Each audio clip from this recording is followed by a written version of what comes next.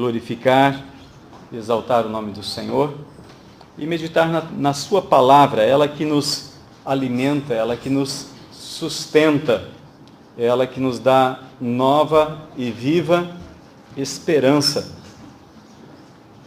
Quando Jesus estava naquela última noite, junto com seus discípulos, ele orou em João 17, verso 17, Pai, santifica-os na verdade, a tua palavra é a verdade. A verdade é que nos liberta. Jesus disse alguns capítulos antes, no capítulo 8 de João, se vocês permanecerem em mim e as minhas palavras permanecerem em vocês, vocês conhecerão a verdade e a verdade os libertará. A verdade sozinha não liberta ninguém, mas o conhecimento da verdade faz toda a diferença. Amém? Então nós queremos meditar na verdade, a palavra de Deus. Nós ouvimos na abertura do culto o Salmo 42. Vai lá para o Salmo 42, eu gostaria de destacar o verso de número 5, depois o verso de número 11, e no capítulo 43, ou no Salmo 43, o verso 5. Vamos dividir a igreja em 3 grupos, ok? Eu vou ler o Salmo 43, verso 5, e vocês me dizem se está certo em todos esses textos o mesmo texto. Diz assim a palavra: Por que estás abatida, ó minha alma? E por que te perturbas dentro de mim?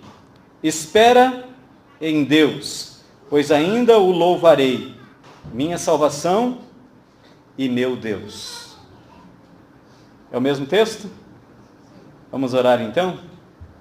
Querido Pai, nós te agradecemos pela Tua palavra, que é a verdade que nos liberta, é a Tua palavra viva, que nos dá novo alento, que nos renova as forças, assim como o profeta Isaías anuncia a Tua palavra, dizendo que os jovens podem correr e se cansar, mas os que esperam no Senhor renovam as suas forças. Assim também esta palavra nos diz que esperar em Ti, isso nos levará ainda a louvar o Senhor, porque o Senhor é a nossa salvação, é o nosso Deus. Papai, nós oramos assim em nome de Jesus, a palavra viva que habitou entre nós, e assim como João disse, vimos a sua glória, glória como a do Filho único do Pai. Amém. Amados, nós fomos criados à imagem e semelhança de Deus. Vá para 1 Tessalonicenses capítulo 5, verso 23. O salmista, o Salmo 42 e o Salmo 43, na verdade, eles compõem um só salmo. A gente não sabe historicamente por que eles dividiram em 2 salmos esse salmo, mas na verdade ele é um só salmo. Salmo 42 e Salmo 43, eles formam um só salmo. Ninguém conhece, ninguém sabe em que altura da história eles foram divididos. Ali eles já fazem parte de um novo livro, são 5 livros, os livros dos Salmos, ele é dividido em 5 livros. Mas eles compõem um só salmo, com o mesmo teor, com a mesma visão, com o mesmo foco. Nós vemos ali no verso 1 do capítulo 42, do Salmo 42, assim como a corça suspira pelas águas, eu anelo por ti. Nós vimos aqui uma bela explanação de um exemplo do porquê a corça procura por água, não somente para beber, mas também para se refugiar. E o que nós percebemos nesses 3 versos, tanto o verso 5, 11, quanto o 5 do Salmo 43, é que a alma deste homem que escreve esse salmo estava ferida. Há feridas na nossa alma. 1 Tessalonicenses capítulo 5, verso 23, nos diz assim: E o próprio Deus da paz vos santifique completamente, o vosso espírito, alma e corpo sejam mantidos plenamente irrepreensíveis para a vinda do Senhor Jesus Cristo. Alguns anos atrás, surgiu uma discussão teológica que se tornou muito estéril, não trouxe ninguém a Jesus, mas as pessoas viviam na ideia de que eram os detentores do conhecimento e da verdade. Alguns diziam que o homem ele é composto apenas de alma e corpo, ou espírito e corpo. Espírito e alma seriam a mesma coisa. Isso tornou-se conhecido então uma palavra chamada dicotomia. E outros diziam, não, na verdade nós somos compostos de 3 partes, assim como o Pai, Filho e Espírito Santo é 3, nós também somos compostos de 3 partes, assim como a água, sólido, líquido e gasoso, também outras coisas da natureza nos mostra essa questão tripartite. E se Deus nos criou à imagem e semelhança dele, ele também nos criou de 3 maneiras, ou 3 formas diferentes: corpo, alma e espírito, ou espírito, alma e corpo, na sequência em que Paulo coloca esse texto. Isso é chamado de tricotomia. Tricotomia, 3 partes. Quando o homem nasce, depois da queda de Adão e Eva, nós nascemos, na verdade, mortos espiritualmente. Agora volte um pouquinho para o mesmo apóstolo Paulo, em Efésios, capítulo 2, verso 1. Efésios 2, verso 1, diz assim: Ele vos deu vida estando vós mortos nas vossas transgressões e pecados. Ora, se nós estávamos mortos, como é que nós recebemos vida? O verso de número 10 desse mesmo capítulo diz assim: Pois fomos feitos por ele criação, ou criados em Cristo Jesus para as boas obras. Ou seja, quando Deus criou o homem, Adão e Eva, eles eram corpo, alma e espírito, ou espírito, alma e corpo. Quando Adão e Eva desobedeceram a Deus, havia apenas uma lei no jardim: no dia em que vocês comerem desse fruto, certamente morrereis. Adão viveu 930 anos. Quando é que Adão morreu?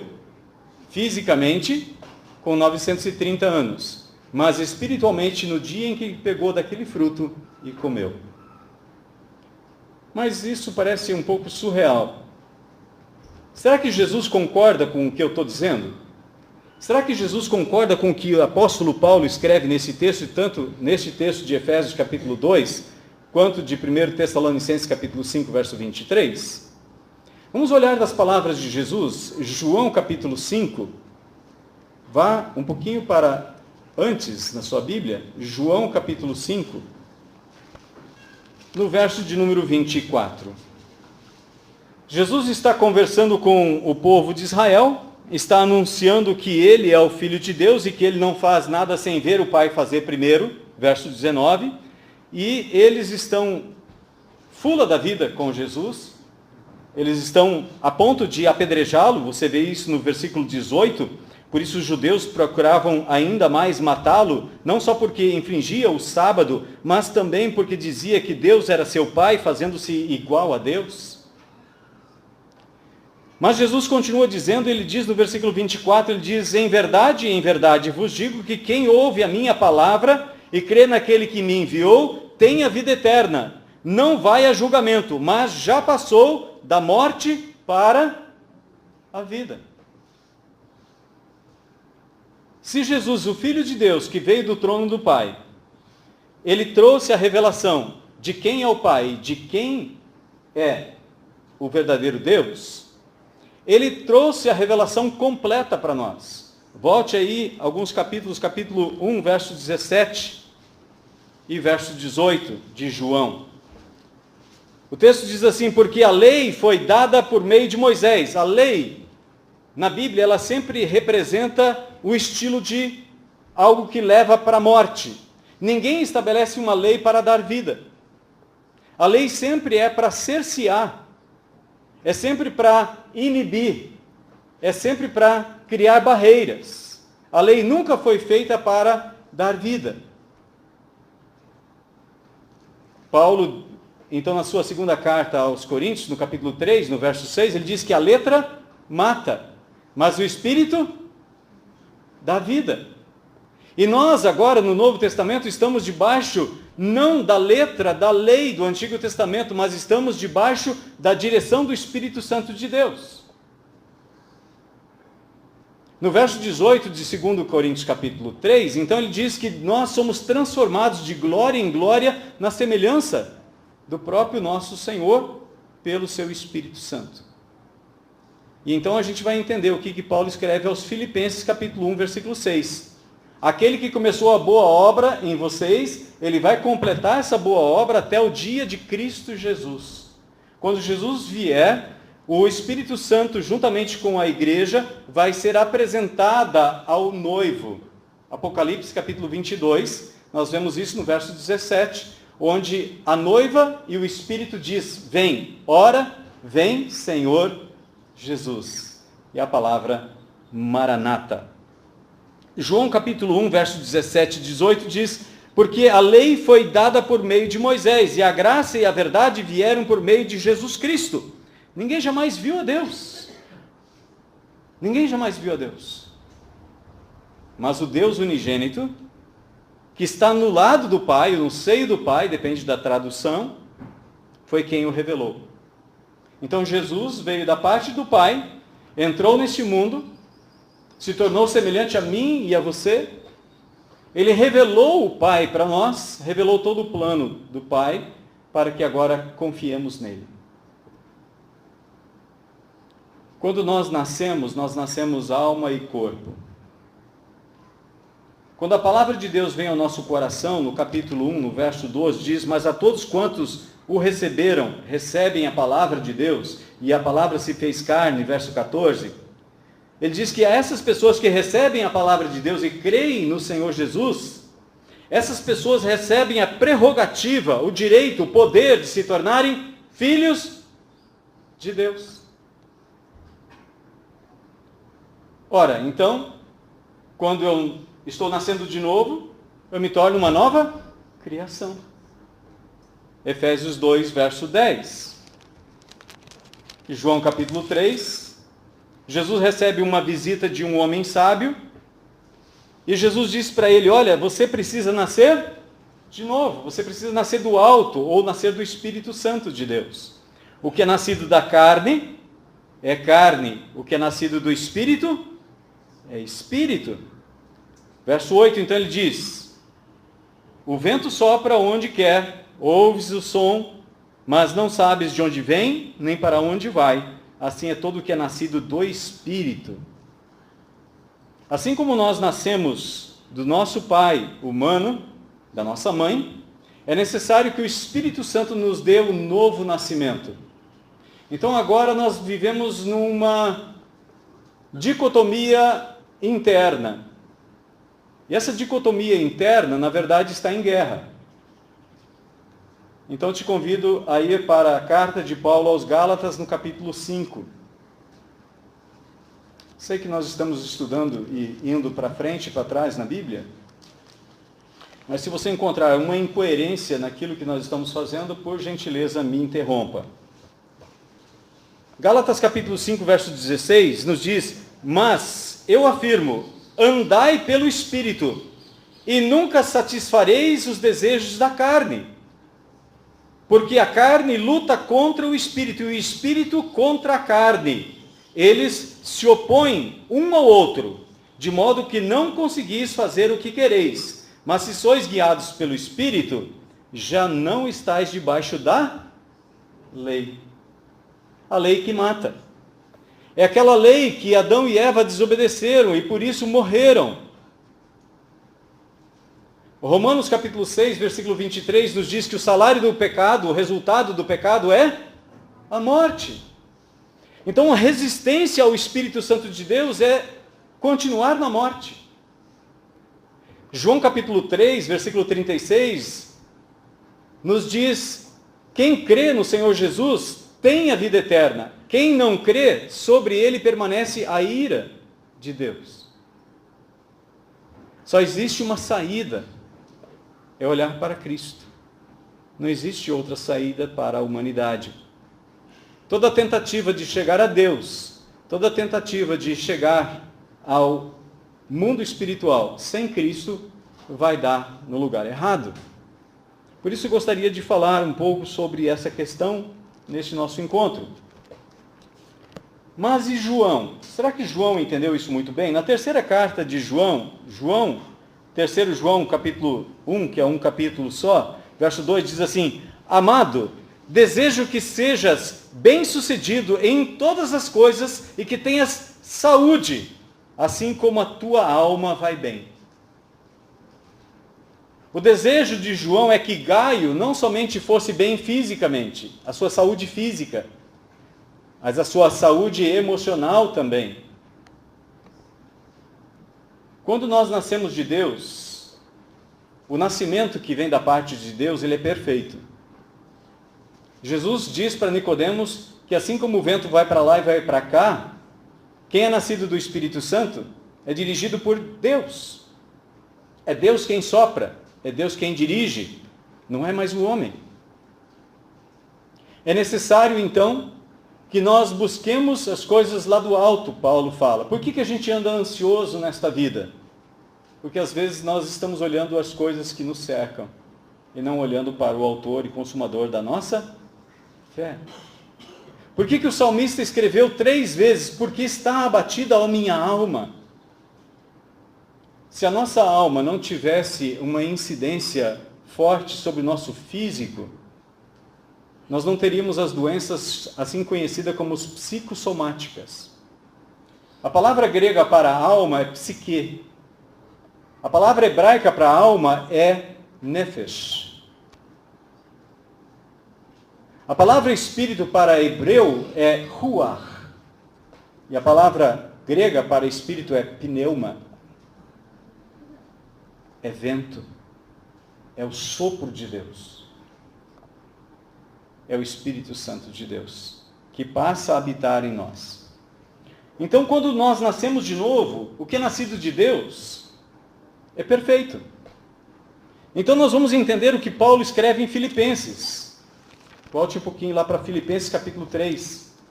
Paulo tinha tudo para se orgulhar. Paulo tinha tudo para se considerar alguém invejável. No capítulo 3, então, ele diz da sua linhagem, de onde ele nasceu, onde ele foi criado, quais eram as prerrogativas dele como judeu, como fariseu, como povo de Israel. Ele era da tribo de Benjamim, que juntamente com Judá formou o reino de Judá.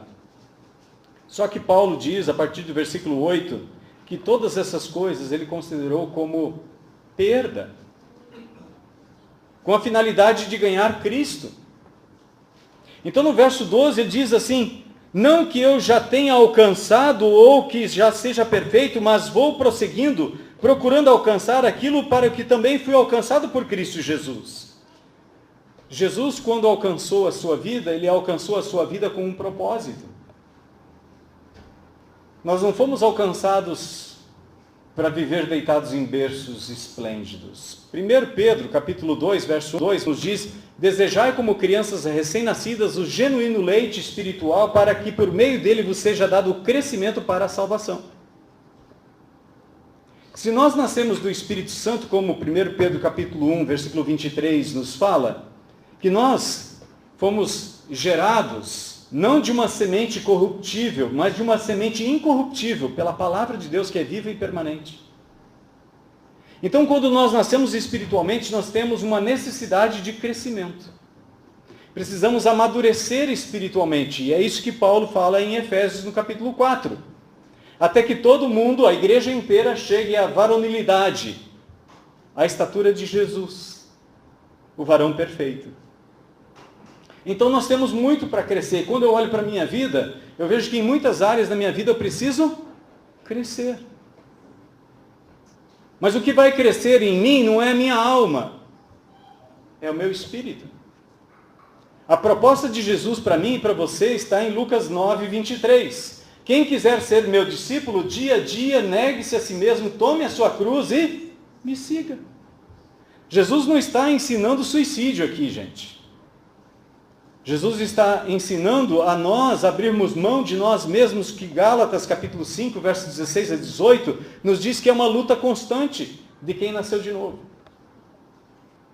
Em Atos capítulo 3, verso 21, Pedro está pregando no dia de Pentecostes, ele diz que o céu recebeu Jesus, quando ele curou aquele aleijado na porta chamada Formosa, Atos capítulo 3, verso 21, logo depois de Pentecostes. E ele está dizendo que Jesus foi recebido no céu e ele vai ficar lá até que todas as coisas sejam restauradas. Sabe o que Deus está restaurando? Pela ação do Espírito Santo de Deus. Se nós, quando nós nascemos de novo, pelo poder do Espírito Santo, ouvindo a palavra de Deus, e recebendo Jesus como Senhor e Salvador da nossa vida, esse novo nascimento é perfeito? Eu convido você a olhar o versículo 15. Por isso, todos que somos aperfeiçoados ou perfeitos, conforme a Almeida Revista Atualizada, Paulo está se considerando perfeito? Se no versículo 12 ele diz, não que eu alcancei a perfeição, mas Paulo olha para os crentes em Filipos, capítulo 3, verso 15, ele diz, todos que somos perfeitos. Porque quando você está em Cristo, você é uma nova criação, uma nova criatura. E tudo que Deus faz é bom. Agora, o que está sendo restaurado em nós? É o nosso corpo? Eu não sei se vocês perceberam. Cada dia eu percebo, ao olhar para o espelho, que eu estou ficando cada dia com menos saúde. Estou envelhecendo. Estou amadurecendo. Eu estou ficando crocante, com dor aqui, com dor ali, aí dói aqui, estrala lá, estrala aqui, aí não é que eu estou ficando velho, estou ficando crocante. Nós estamos envelhecendo, o nosso corpo está envelhecendo, e Paulo entendeu isso muito bem. Olha um pouquinho para 2 Coríntios capítulo 4, nós falamos antes sobre o capítulo 3, sobre esse novo nascimento, aquilo que aconteceu pelo ministério do Espírito Santo sobre a nossa vida.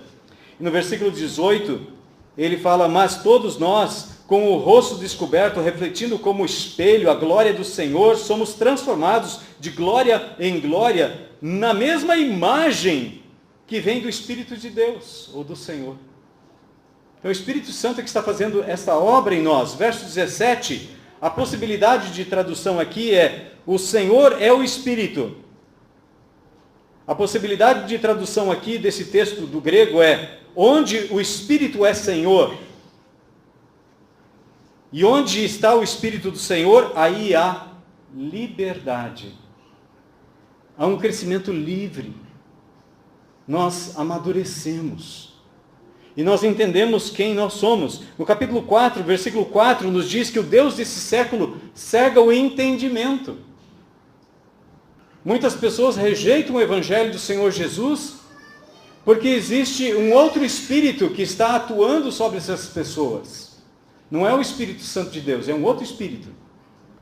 Verso 4 diz, entre os quais o Deus desse século cegou a mente dos incrédulos para que não vejam a luz do Evangelho da glória de Cristo, o qual é a imagem de Deus.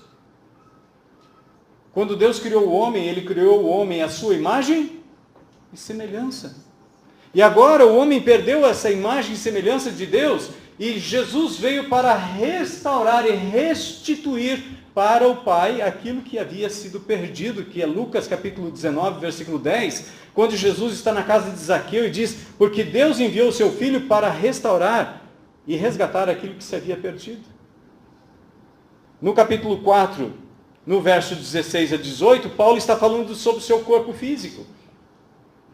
Ele está dizendo, por isso não nos desanimamos ainda que a nossa carne, nosso exterior, esteja se desgastando. Algumas traduções dizem se corrompendo.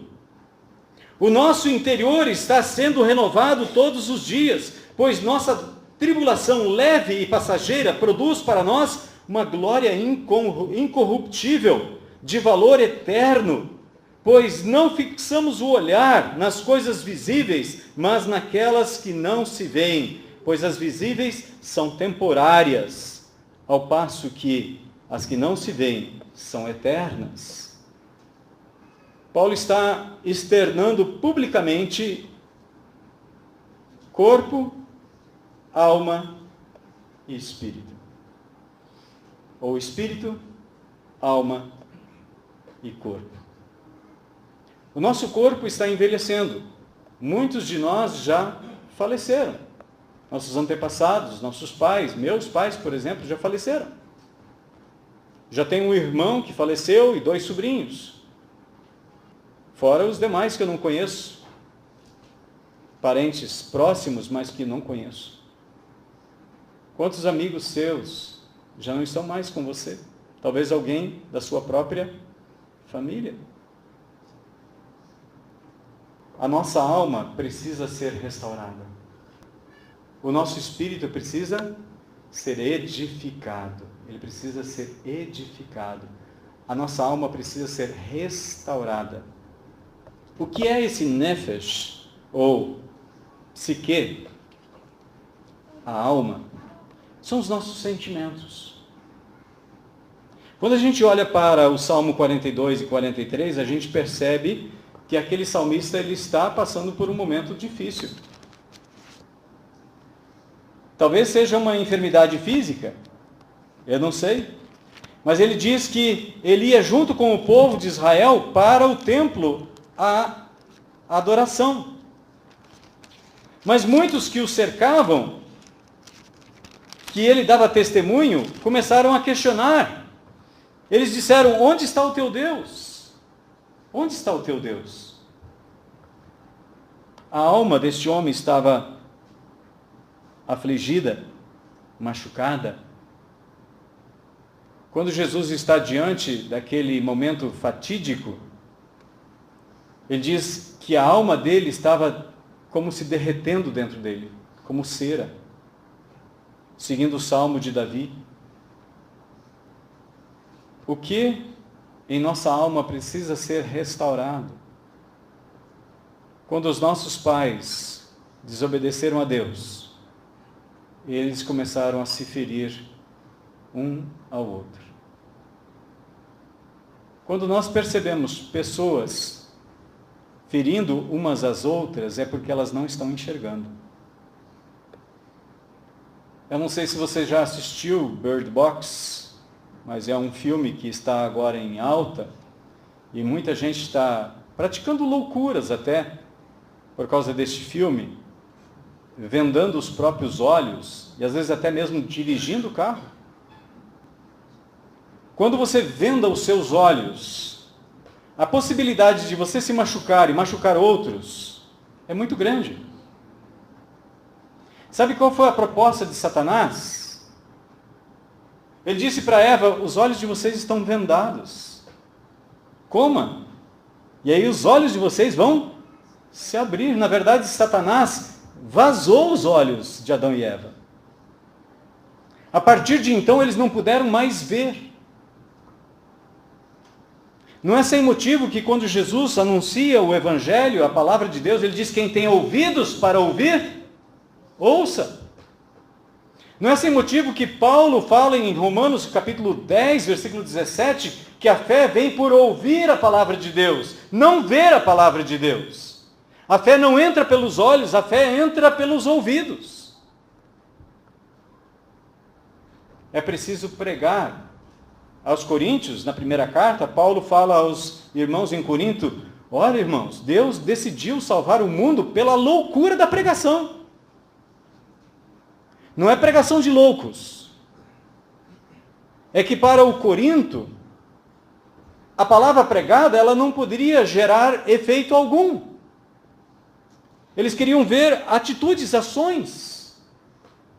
Mas quando nós olhamos para a palavra de Deus, nós vemos que quando Deus criou todas as coisas, Ele criou tudo pela sua palavra. E disse Deus: haja e ouve. Haja e ouve. Haja e ouve.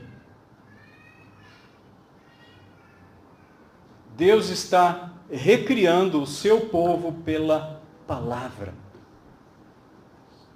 Qual a importância? Qual é a necessidade de nós nos reunirmos aqui e ouvirmos a explanação da palavra de Deus? Porque é a palavra de Deus que nos alimenta. É a palavra de Deus que nos confronta. É o Espírito Santo de Deus que nos convence que nós somos pecadores. E de que nós necessitamos desesperadamente de um Salvador. A justiça de Deus, efetuada por Cristo Jesus. É o Espírito Santo, pela palavra de Deus, que nos convence de que vai haver um dia em que todos nós vamos comparecer diante do justo juiz. E quando Jesus está ensinando ali, depois de curar aquele homem por 38 anos, estava sentado ali ao lado do poço chamado Betesda, casa de misericórdia, ele é questionado, ele é até confrontado pelos fariseus. Ele diz no versículo 28, nós lemos o versículo 24 de João capítulo 5, versículo 28 e 29, ele diz: não se admirem do que eu estou falando, desse nascimento espiritual, passou da morte para a vida, porque vai chegar o momento em que todos os que estão no túmulo vão ressuscitar. E isso é mais espetacular ainda. Se pela pregação da palavra de Deus pessoas saem da morte para a vida, qual é a prova de que essa pessoa saiu da morte para a vida? Nós olhamos a pessoa um dia antes dela se converter ao Senhor Jesus, ela continua com 2 olhos, 2 braços, 2 pernas, com a mesma aparência, a mesma identidade, até a mesma carteira de motorista. Mas a gente começa a perceber que a vida daquela pessoa começa a ter uma transformação. Agora o Espírito Santo que gerou o novo nascimento nessa pessoa, começa a controlar a sua alma, a sua carne. Porque a nossa alma, ela foi adulterada. Quando Adão e Eva desobedeceram a Deus, o inimigo entrou na alma do homem e começou a adulterar a alma do homem. A primeira coisa que o homem fez foi fazer o quê? Foi essa mulher aí, ó. É que não tinha ninguém mais no paraíso para Eva casar, porque senão tinha se separado, desquitado naquela mesma hora, tinha casado com outro homem. Imagina você, esposa. Você chega em casa e de repente as coisas estão indo de bem a pior, ou de mal a pior, as coisas... De repente bate o cobrador na sua casa. E o cobrador vai lá e quer receber o dinheiro. Aí o teu maridão, o maridão fala assim: essa mulher, isso não vale nada. Vive no salão de beleza, gastando meu dinheiro, não trabalha, não faz nada. Qual é o sentimento que vai no seu coração nessa hora, esposa? É que Eva não tinha tamanco, senão o tamanco ia voar. Ainda não tinha inventado o tamanco.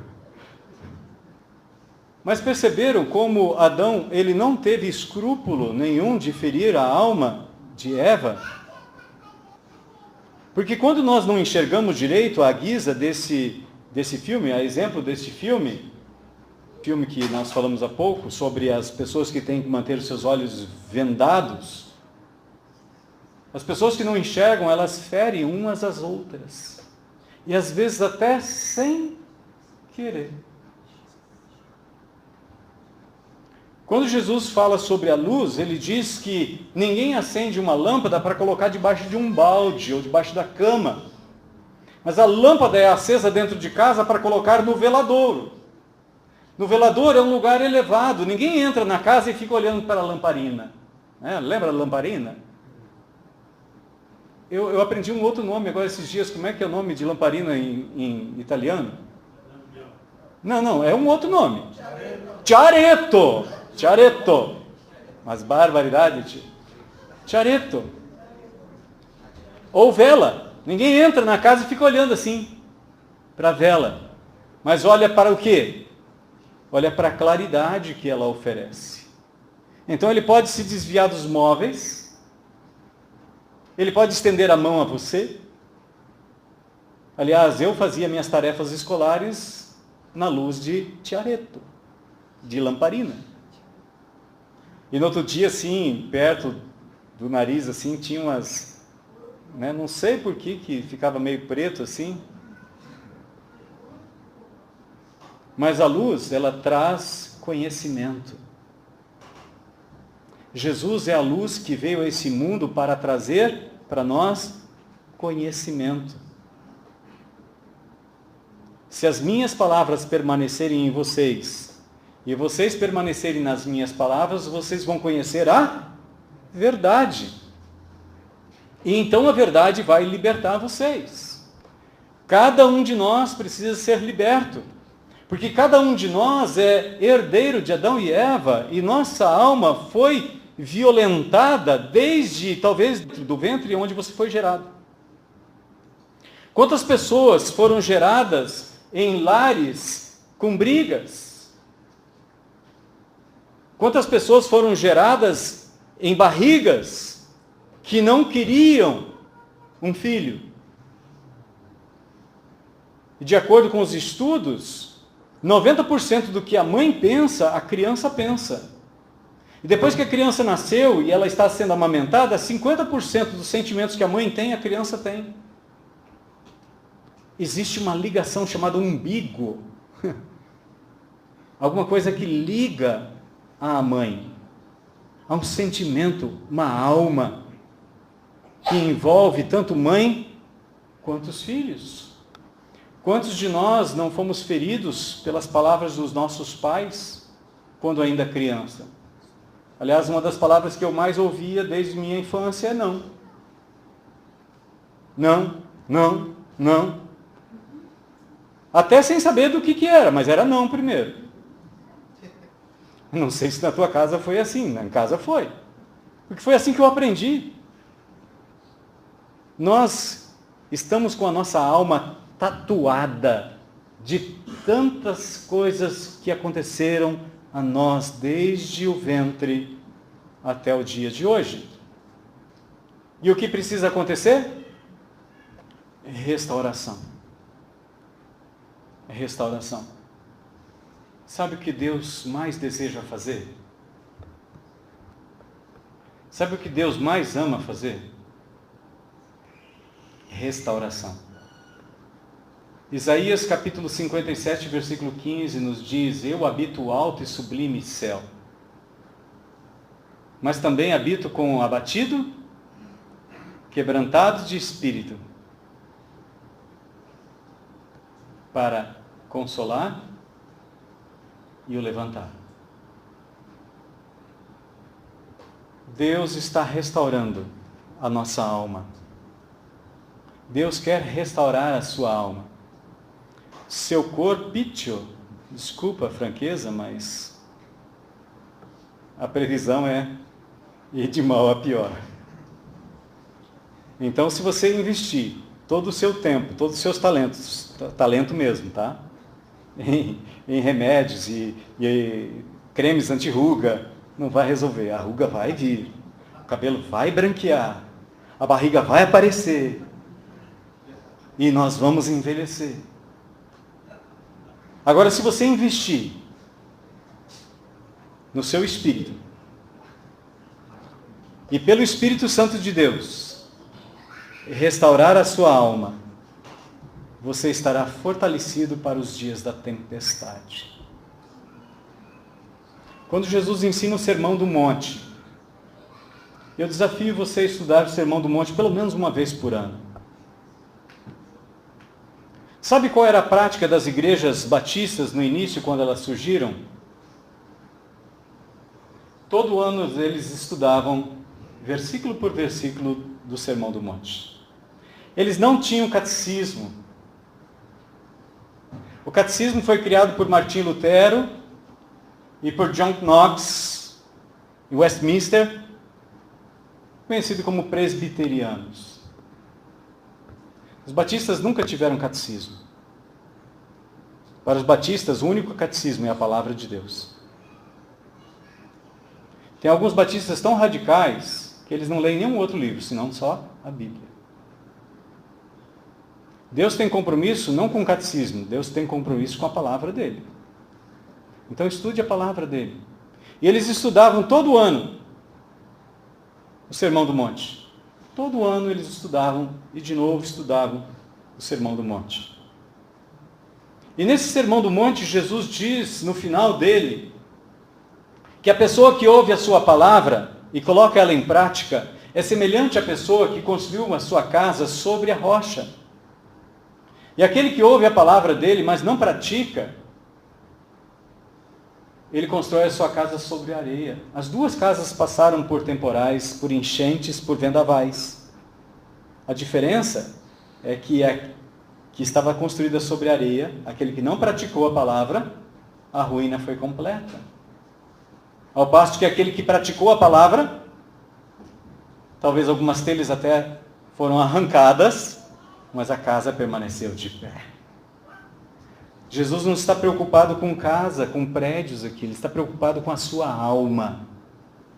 Deus é perito na restauração da nossa alma. Porque o que ele criou é perfeito. Ele nos deu o seu Espírito Santo. Esse precisa ser edificado, mas a sua alma precisa ser restaurada. Deus quer restaurar a sua alma. E para isso ele vai usar o bálsamo da sua palavra. E um dos medicamentos mais úteis da farmácia celestial é o perdão. É o antibiótico celestial. É o antibiótico celestial. Ele não deixa que outros corpos estranhos dominem e matem o seu corpo. Destruam você. Mas é algo que vem e restaura. Vai matar algumas coisas também. Vai matar também, porque antibiótico é antibio. Mas ele vai fazer muito mais bem do que mal. Amém? Então, quando você olha para você mesmo, aos olhos da palavra de Deus, usando os óculos da Bíblia, existe alguma coisa na sua alma que precisa de restauração? Você vive dando desculpas? Se você chegou atrasado num lugar, você dá desculpas? Se você não se lembra do nome da pessoa, você dá desculpa? Nós precisamos de restauração nessa área. Quando você ouve falar de alguém, quando você ouve falar de uma situação, aquilo traz revolta no seu coração? Você fica bravo? Então você precisa de restauração nessa área. Todos nós precisamos ser curados na nossa alma. Aquele que não quer ser curado é porque está morto. Nunca vi um morto reclamando. Mas todos aqueles que têm uma alma e que nasceram de novo pelo Espírito Santo precisam ser curados na sua alma. Por que Jesus curava os doentes e pregava o Evangelho aos pobres? Não é porque eram pobres de dinheiro. Eram pessoas que reconheciam que não eram nada sem Deus. Que precisavam de um Salvador. Precisavam de restauração. Na medida do possível, durante os próximos meses, nós vamos trazer alguns assuntos que talvez precisem ser tratados no seu e no meu coração. Nós precisamos ser curados na nossa alma. Porque quando nós não estamos curados, nós contaminamos. Quando nós contaminamos, outras pessoas passam a pensar como nós pensamos. Se alguém entra num lugar, num ambiente, e ele está doente, a perspectiva é que mais pessoas vão ficar doentes com o mesmo tipo de sintomas e doenças que aquela pessoa tem. Se uma pessoa saudável entrar num ambiente onde tem todos os presentes doentes, a possibilidade é que ele também saia de lá doente. E talvez pior do que os que estão lá. Então cada um de nós precisa cuidar de si. Ou não é assim? Quando Paulo escreve para Timóteo, ele diz, cuida de você mesmo. Cuida de você mesmo. Quando Jesus fala para os seus discípulos, ele diz, cuide de vocês mesmos. Nós precisamos tomar cuidado. Com quem nós nos relacionamos. Ambiente onde nós frequentamos. O que nós ouvimos. O Salmo 1, ele é um salmo de conselho. Ele começa falando sobre 3 ambientes que nós não devemos fazer parte. Para ser feliz, nós não podemos andar, parar e nem sentar em certos ambientes. Mas devemos ter comunhão com a palavra de Deus. Não é isso que o salmista fala? Mas na sua lei, na sua palavra, medita de dia e de noite. Ele é como árvore plantada junto a ribeiro de águas. A sua folhagem não murcha. Sabe quando a nossa folhagem murcha? Quando falta água. E quando a tua folhagem murcha? Quando a gente está triste. Porque está abatida, ó, minha alma. Quando nós estamos tristes, algo está necessitando de cura. E é interessante, porque quando nós ficamos doentes, logo a gente procura um médico. Logo a gente procura um especialista. Logo a gente compra remédio. Nem que seja o chazinho caseiro da vovó. Mas a gente quer encontrar um meio de ficar bem. É bom estar bem? Quem gosta de ficar doente aqui? Nós não gostamos de ficar doente. Mas às vezes a gente gosta de ficar com raiva. A gente gosta de ficar revoltado. Que espírito está por trás? É o Espírito Santo de Deus que produz alegria? Ah, não é. É o outro. É o carça curta. É o capiroto. É ele que está nos rondando, nos levando a desanimar. É ele que nos está tentando. Naquela noite que Jesus foi preso, Jesus diz 3 vezes para Pedro e os demais discípulos, orem para que vocês não entrem em tentação. João, que estava ali, que pegou no sono também, junto com Pedro e Tiago, ele diz o que na sua primeira carta, no capítulo 5? O mundo jaz aonde? No benigno? No maligno. O mundo que nos cerca está contaminado. Isso aconteceu lá no Jardim do Éden, quando Adão e Eva desobedeceram a Deus. E permeia toda a humanidade que precisa ser restaurada. E a obra de Jesus no seu e no meu coração é de restauração. Precisamos ser restaurados. Sabe quando o seu corpo vai ficar 0 bala? O pessoal hoje gasta dinheiro na academia gasta 1 hora lá puxando ferro para ficar mais apresentável. Mas não gasta 5 minutos em oração, segurando a Bíblia. Sabe quando o seu corpício vai ser perfeito? Quando Jesus voltar. Sabe quando a sua alma estará completa? Quando Jesus voltar. Porque o Espírito já está completo. Ele precisa ser edificado, sabe por quê? Porque Deus quer comunhão com você. Deus te trata como filho. E Deus quer andar com você como um pai anda com o filho. O que na sua alma precisa de restauração? O que do seu passado precisa ser liberado perdão? Por que você ainda sofre com tantos traumas, síndromes, medos? Nada contra as baratas, mas tem gente que tem medo de barata. É alguma coisa que precisa ser curada.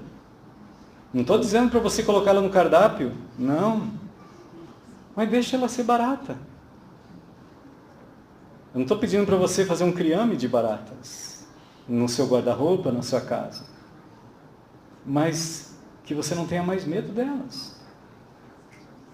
Você acha que Deus não se importa com o que você sente?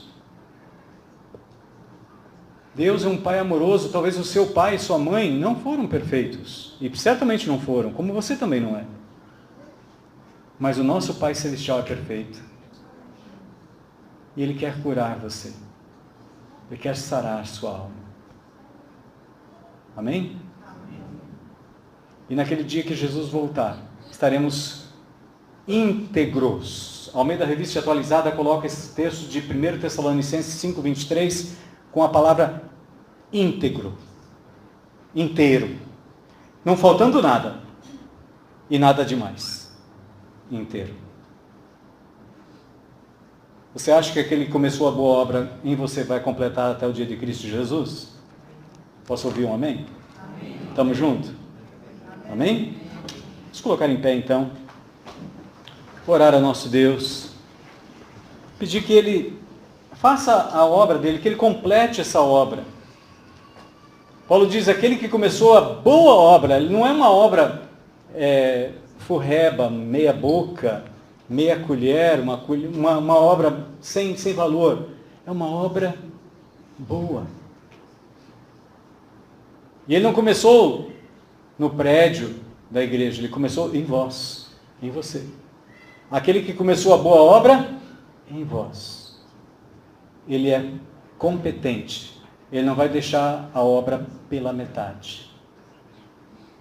Eu gostaria de, juntamente com essa oração, orar pelo irmão, pelos Chaise, seu irmão Chaise, Sebastião Chaise. Ele passou por uma cirurgia agora, uns 15 dias atrás, perdeu muito sangue, mas hoje está usando bolsa de colostomia, isso? Colostomia. E foi tirada uma parte do seu intestino. Quem puder visitá-lo, ele vai recebê-lo muito bem. Estive lá hoje de tarde, visitando ele, orando com ele. Orem por ele, pela restauração da saúde dele. Amém? Amém. Mas ore também pela sua restauração da sua alma. Quando João escreveu para Gaio, ele disse, olha, eu quero que o seu corpo, a saúde do seu corpo seja tão saudável quanto a saúde da sua alma. João conhecia Gaio. João conhecia Gaio. Ele sabia que a saúde emocional da alma de Gaio era boa. Como é que os nossos filhos olham para nós? Como é que a esposa olha para o marido olha para a esposa? Será que tem algumas coisas que ainda precisam amadurecer, ser curadas? Deus quer curar a nossa alma. Deus quer nos restaurar completamente, não pela metade. Tem muita gente que se converte e fica só pensando no céu. Não, Deus tem uma grande obra para fazer até aquele dia. E é aquilo que Jesus disse para Paulo, Paulo, é uma coisa dura que você está resistindo contra os aguilhões, você está teimando, você é muito teimoso, Paulo. E quanto mais você teimar, mais vai doer. É igual a gente quando a gente vai tomar injeção, né? Quanto mais tenso você fica, mais vai ferir os seus músculos. Relaxa, relaxa. Deixa Deus trabalhar. Deixa o Espírito Santo de Deus fazer a obra. Amém? Querido Deus, te agradecemos por esta palavra, Senhor, que revelada por Jesus a nós, do teu plano de salvação, de restauração de todas as coisas. Sabemos que o Senhor nos dá uma nova vida quando ouvimos o Evangelho e cremos no Senhor Jesus, mas também sabemos que esse novo nascimento precisa agora de leite espiritual para que por meio dele nos seja dado crescimento, sejamos edificados Senhor amado, ajuda-nos a sermos edificados, a pensarmos nas coisas lá do alto, não nas que são aqui da terra, a liberarmos perdão, assim como o Senhor em Cristo nos perdoou, Pai. Deus amado, que a presença gloriosa do Teu Espírito Santo sobre nossa vida, cada dia nos conduza por pastos verdejantes, para águas de descanso e refrigério da nossa alma.